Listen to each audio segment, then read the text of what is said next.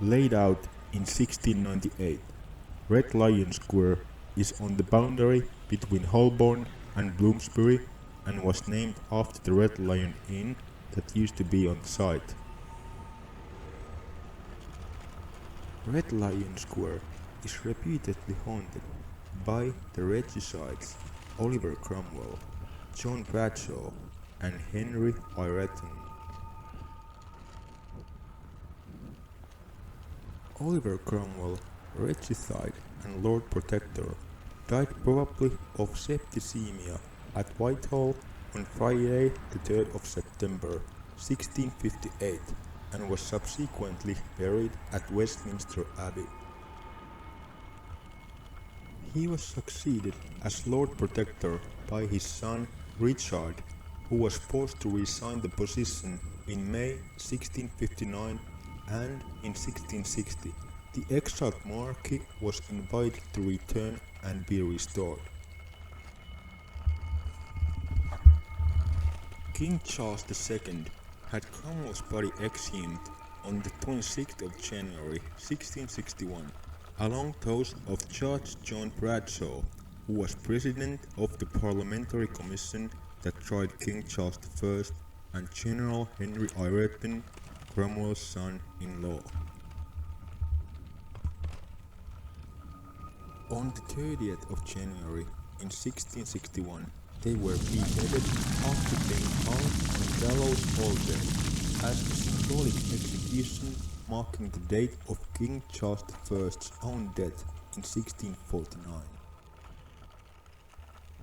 Their bodies were hung in chains at Tyburn before being discarded in a pit.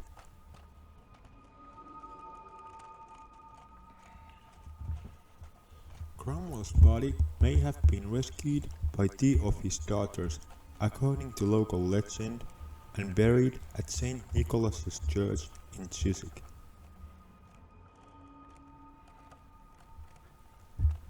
Some sources suggest that the bodies of Oliver Cromwell and Henry Ireton were brought to the Red Lion Inn after being exhumed from Westminster Abbey and being tried for regicide.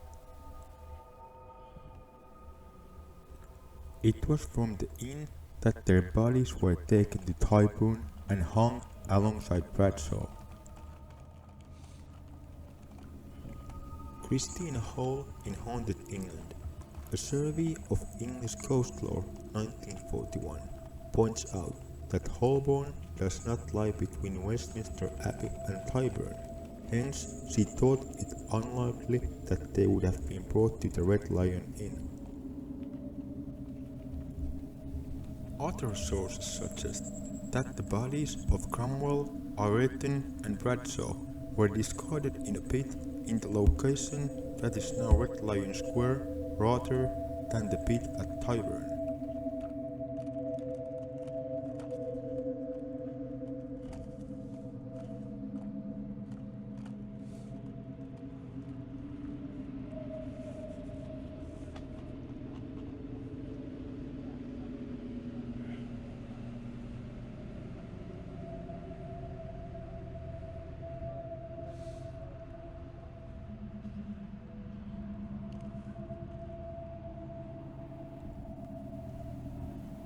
Apparitions of the men are said to have been walking together, having a conversation before fading away. Only the crown of England that is in peril, Excellency.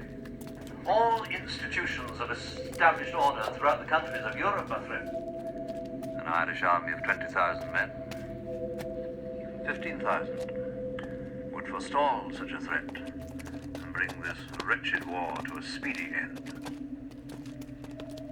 I am instructed to say that His Holiness would permit an Irish force to take up arms in this country. But there are certain conditions. First, the Catholic Church in Ireland must be completely restored and permitted to practice freely without interference or oppression. Secondly, all Protestant churches in Ireland must be closed and all Protestant bishops, ministers removed from office. There are one or two other minor conditions of little consequence. What you demand, Excellency, would be a betrayal of my coronation oath as